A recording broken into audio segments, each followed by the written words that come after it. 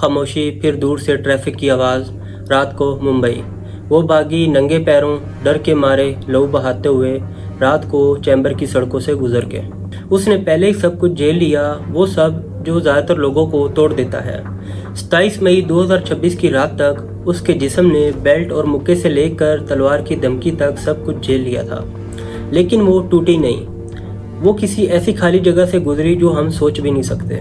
कत्ल की धमकी, चेहरे पर तेजाब और एक और चीज़, मुर्गा पोजीशन, एक ऐसी जिस्मानी करवसी जो घंटों तक झेलना एक आम इंसान के बस की बात नहीं। ये कोई आम घर का झगड़ा नहीं था, ये एक साजिश थी, कंट्रोल की, दर्द की और इन्वेंशली कत्ल की कोशिश की। अरबाज सैयद, एक हिस्ट्री शीटर। मुंबई पुलिस की फाइल्स में 19 मुख्तलिफ केसेस में इसका नाम दर्ज है, जिसने अपनी बीवी के साथ कुछ ऐसा किया जो कानून और इंसानियत दोनों को चुनौती देता है। उस रात उसके भागने के बाद भी, और जब वो अपने माँ बाप के दरवाजे पर पहुंची, वो रुका नहीं। उसकी ख्वाहिश कत्ल ने उसे सीधा उसके घर तक पहुंचा दिया। वहाँ भी हमला किया उसने। वो सवाल आज भी लटक रहा है, अगर निज़ाम जानता था कि ये आदमी इतना खतरनाक है, अगर अदालत ने पहले ही एक्सटर्नमेंट आर्डर जारी कर दिया था, तो वो कैसे अपना शिकार ढूंढता रहा? वो कैसे उसके घर के अंदर घुसता रहा? उसने कैसे चाकू चलाया जब उसे मुंबई में होना ही नहीं चाहिए था? पुलिस स्टेशन की अलमारी, फाइल पर नाम अरबाज। ये कहानी 27 मई 2026 से पहले शुरू होती है, बहुत पहले। अरबाज सैयद का नाम मुंबई पुलिस की फाइल्स में किसी अनजान शख्स की तरह नहीं था। वो एक हिस्ट्री शीटर था। इसका मतलब है कि पुलिस उसे ऑलरेडी जानती थी, उसकी हरकतों से वाकिफ थी और वो बार बार जेल जा चुका था। सोर्सेज के मुताबिक मुख्तलिफ पुलिस स्टेशन में उसके खिलाफ 19 क्रिमिनल केस रजिस्टर्ड थे। ये सिर्फ चोरी या मारपीट के केस नहीं थे, इनमें snatching, grievous assault, rioting, criminal intimidation और भी बहुत संगीन ऑफेंस शामिल हैं। वो लड़ाई लड़ता था लेकिन हथियार भी चलाता था। वो चोरी करता था लेकिन धमकियां भी देता था। बार बार वो जेल गया और वापस आया। हर बार शायद लोगों ने सोचा कि अब सुधर जाएगा, लेकिन वो नहीं सुधरा। इतना खतरनाक उसे समझा गया कि चैम्बर पुलिस ने उसके खिलाफ एक बड़ा कानूनी हथियार इस्तेमाल किया। दिसंबर 2025 में पुलिस ने उसके खिलाफ 12 महीनों का एक्सटर्नमेंट आर्डर जारी कर दिया। आम जुबान में समझे तो एक्सटर्नमेंट आर्डर का मतलब ये है कि अदालत ने कहा कि ये इंसान इस शहर में नहीं रह सकता, उसे मुंबई से निकाल दिया गया। अगर वो वापस आया तो वो कानून की खिलाफ वर्जी करेगा। कोर्ट ऐसी सजा तब देती है जब वो मान लें कि कोई इंसान इतना डेंजरस है कि उसका शहर में रहना दूसरों के लिए खतरनाक हो सकता है। अरबाज के लिए ये ऑर्डर दिसंबर 2025 से दिसंबर 2026 तक वैलिड था, लेकिन क्या हुआ? वो वापस चैम्बर में ही आ गया, अपनी बीवी के साथ रहने लगा। कुछ हफ्तों बाद वो वापस वही करने लगा जिसके लिए उसे निकाला गया था।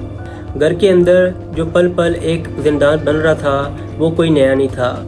ये सिलसिला पहले से चल रहा था, लेकिन इस बार कुछ और ही था। इस बार सिर्फ गुस्सा नहीं था, वो कुछ तय करके आया था। एक अंधेरे फ्लैट के अंदर घड़ी की टिक टिक, सुबह 2 बजे। अब हम आते हैं 27 मई 2026 की सुबह को, लेकिन असली खेल शुरू होता है दोपहर 2 बजे। 27 मई को दोपहर करीब 2 बजे अरबाज ने अपनी बीवी को बाहर ले जाने का बहाना बनाया। उसने कहा, चलो तुम्हें जीन्स और परफ्यूम दिलाता हूँ। औरत ने सोचा शायद वो सुधर गया है, शायद उसकी नाराज हुई उम्मीदें फिर से जाग रही हैं। वो उसके साथ चली गई। अरबाज उसे विजयनगर नवाजीवन सोसाइटी में अपने फ्लैट में ले गया। ये वही फ्लैट था जहाँ वो कभी रहता था। दरवाज़ा बंद होने तक सब कुछ ठीक था। दरवाज़ा बंद होते ही अरबाज भी बदल गया। जैसे दरवाज़ा बंद होने के साथ अरबाज के चेहरे का मास्क भी बदल गया। पहले मुक्के, फिर बेल्ट और फिर गालियाँ। जब वो डर से भागने लगी, अरबाज ने एक तलवार निकाली। उसने तलवार दिखाकर धमकी दी। पुलिस के मुताबिक उसने कहा, तेजाब डाल दूंगा तेरे चेहरे पर, तेरे चेहरे की खूबसूरती को मिटा दूंगा। और फिर उसने उसे मुर्गा पोजीशन में झुकने पर मजबूर कर दिया।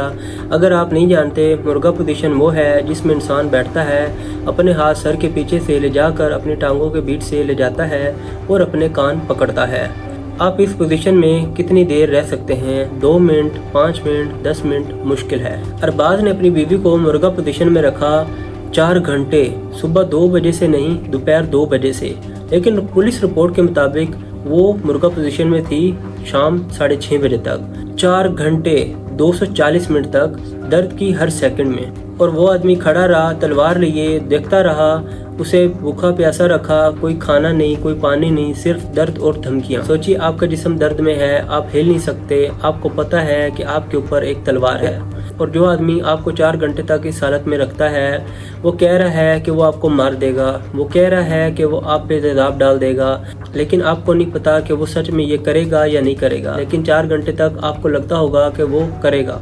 रात की चैम्बर की सड़क, आसमान में तारे नहीं, सिर्फ अंधेरा। वो भाग रही है, खून टपक रहा है, उसके सांस फूल रहे हैं। वो जानती थी कि उसे कहाँ भागना है, अपने माँ बाप के घर, वो जगह जहाँ वो बचपन में भागी थी, जहाँ वो खुद को महफूज महसूस करती थी। उसने सोचा अब वो महफूज हो गई। माँ बाप के दरवाजे तक पहुँची तो खतरा खत्म।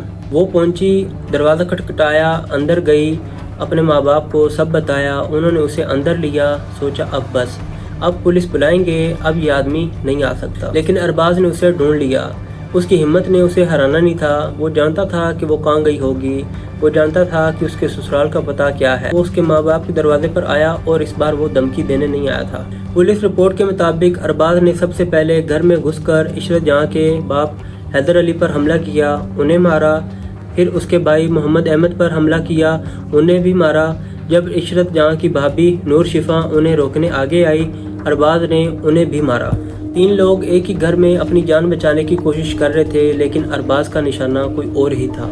जब इशरत जहाँ अपनी भाभी को बचाने के लिए दौड़ी, अरबाज ने अपनी जीन्स की पॉकेट से एक चाकू निकाला और उसके हाथ को जख्मी कर दिया। रिपोर्ट्स के मुताबिक हाथ से खून बहने लगा। वो चीखी, घर में हल मच गई और इस बार आखिरकार किसी ने पुलिस को फ़ोन किया। थोड़ी देर के बाद पुलिस वहां पहुंची, अरबाज को गिरफ्तार कर लिया गया। ये सब हुआ 27 मई की रात करीब 9 से 10 बजे के बीच में। लेकिन गौर करें, जब तक पुलिस पहुंचती, गिरफ्तारी होती, हमला हो चुका था, खून बह चुका था, चाकू चल चुका था। इस औरत ने वो सब कुछ किया जो एक शिकार से कहा जाता है। वो भागी, वो अपने घर पहुंची, फिर भी उस पर हमला हुआ, फिर भी उसे जख्मी किया गया। तो सवाल ये है, क्या वो सच में कभी महफूज थी?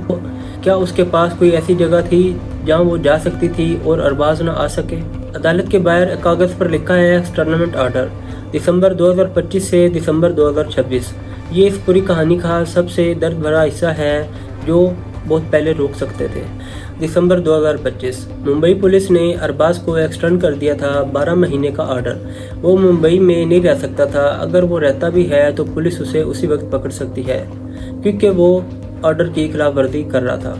लेकिन क्या हुआ? अरबाज वापस आ गया। किसी ने उसे रोक कर पूछा नहीं कि तू यहाँ क्या कर रहा है। किसी ने चेक नहीं किया कि ये हिस्ट्री शीटर जो कोर्ट ने निकाल दिया था वो वापस तो नहीं आ गया। निज़ाम को पता नहीं था या पता था तो इग्नोर कर दिया। इस लखपति नतीजे में 27 मई को उसने अपनी बीवी को 4 घंटे तक मुर्गा पोजीशन में रखा, तलवार और तेजाब की धमकी दी। फिर जब वो भाग गई तो उसके माँ बाप के घर जाकर चाकू चलाया। सवाल ये है, जानती हुई पुलिस, जानता हुआ कानून, 19 क्रिमिनल केसेस की हिस्ट्री, फिर भी ये सब कुछ कैसे हो सकता है? लेकिन अगर वो ऑर्डर दिसंबर 2025 में आया और हमला मई 2026 में हुआ तो करीब 5 महीने तक वो मुंबई में था। किसी ने उसे नोटिस नहीं किया, किसी ने कोई रिपोर्ट नहीं की।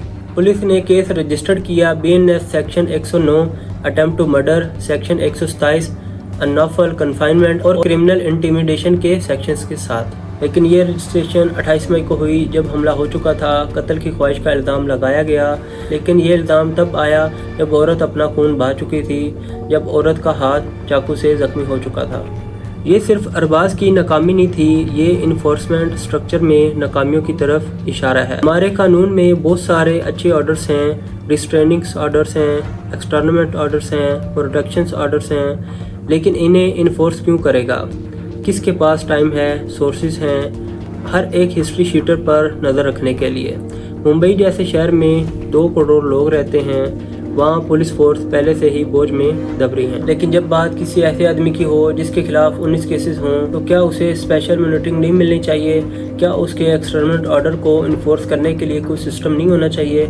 ये हमारी जिम्मेदारी है कि हम सवाल उठाएं, क्योंकि इशरत जहाँ की तरह दूसरी औरतें भी इस सिस्टम के अंदर फंस गई हैं। रात की सड़क, सुबह की रोशनी तक एक औरत का साया, वो जिंदा है लेकिन किस कीमत पर? इशरत जहाँ ने वो सब किया जो एक शिकार से कभी कहा जाता है। वो रुकी नहीं, वो भागी, वो अपने माँ बाप के घर पहुंची, पुलिस बुलाई, केस करवाया और उसके बाद भी वो जख्मी हुई। चाकू का निशान आज भी उसके हाथ पर होगा, उन 4 घंटों की यादें आज भी उसके दिमाग में होंगी, लेकिन वो जिंदा है। ये हमें क्या सिखाता है? नेशनल क्राइम रिकॉर्ड्स ब्यूरो के डेटा बताते हैं कि इंडिया में औरतों के खिलाफ क्राइम्स हर साल लाखों में होते हैं। घर की हिंसा, چاہے وہ بیوی ہو یا بیٹی یا ماں، سب سے زیادہ کامن کرائم ہے، لیکن ان معاملوں میں کنوکشن ریٹ بہت کم، اور جہاں کنوکشن ہوتی ہے وہاں سزا بہت دیر سے آتی ہے۔ عشرت جہاں بچ گئی لیکن اپنی ہمت کے دم پر بچی، کسی نظام کے دم پر نہیں۔ وہ باغی کسی پولیس اسکورٹ کے ساتھ نہیں، وہ اپنے ماں باپ کے گھر پہنچی، اور جب ارباز آیا تو اس کے گھر والوں نے پولیس کو بلایا، کوئی آٹومیٹک الارم نہیں بجایا گیا۔ ارباز کا کیس ابھی کورٹ میں ہے، الزام قتل کی خواہش کا ہے، اور وہ ثابت ہو گیا تو اسے کئی سال کی سزا ہو سکتی ہے، لیکن یہ سزا ارباز کو روک پائے گی؟ کیا کوئی اور عورت جو آج رات اپنے گھر میں ڈر رہی ہے وہ کل محفوظ ہوگی؟ یہی اصلی سوال ہے، اور یہی اس کیس کی امپورٹنس ہے۔ حفاظت کا مطلب صرف کاغذوں پر لکھے آرڈرز نہیں ہوتے۔ حفاظت کا مطلب ہے کہ جب ایک عورت کہہ رہی ہے کہ وہ خطرے میں ہے تو اس کا یقین کیا جائے۔ حفاظت کا مطلب ہے کہ ہسٹری شیٹر پر پہلے سے نظر رکھنا۔ عشرت جہاں نے بھاگنا، رکنا اور جیتنا شروع کر دیا۔ ارباز گرفتار ہے، اس کے خلاف BNS سیکشن 109، سیکشن 127 اور کرمنل انٹیمیڈیشن کے سیکشنز رجسٹرڈ ہیں، مگر یہ کیس ابھی کورٹ میں پینڈنگ ہے، فیصلہ آنا باقی ہے۔ لیکن یہ رپورٹ ختم کرتے وقت ہم سے ایک بات پوچھی جانی چاہیے، وہ آدمی جس نے اسے رکنا نہیں سکھایا، کیا اب وہ رکے گا؟ کیا 19 کیسز کے بعد، ایکسٹرنل آرڈرز کے بعد، چاقو چلانے کے بعد، کیا اب وہ سدھر جائے گا؟ شاید نہیں، اب قانون اپنا کام کرے گا۔ لیکن جو اصل بدلاؤ ہے وہ یہ ہے کہ اب پبلک جانتی ہے کہ ارباز سید کون ہے۔ میڈیا نے اس کا نام دنیا کے سامنے رکھ دیا، پولیس نے اسے گرفتار کر لیا، فائلز کھل گئی ہیں۔ اب ہم سب جانتے ہیں کہ ایک ہسٹری شیٹر ایک ایکسٹرنل آرڈر کے باوجود کیسے اپنا شکار ڈھونڈ سکتا ہے، کیسے سسٹم فیل ہو سکتا ہے۔ لیکن یہ کہانی یہیں ختم نہیں ہوتی، کیونکہ ہر شہر میں، ہر محلے میں ایسی عورتیں خاموش بیٹھی ہیں جو ڈر رہی ہیں، جو اپنے گھر میں قید ہیں۔ انہیں سننے کی ضرورت ہے، ان پر یقین کرنے کی ضرورت ہے، اور ان کے لیے سسٹم کو بہتر بنانے کی ضرورت ہے۔ کیا یہ کیس صرف ایک خبر ہے یا ایک بدلاؤ کا اشارہ؟ وہ بھاگنے میں کامیاب ہو گئی، اب ہماری ذمہ داری ہے کہ ہم آگے کی کہانی لکھیں۔ اگر یہ کیس آپ تک پہنچا ہے تو آپ بھی اس کہانی کا حصہ ہیں۔ اس کا مطلب ہے کہ آپ جانتے ہیں، اور جاننا پہلا قدم ہے بدلاؤ کی طرف۔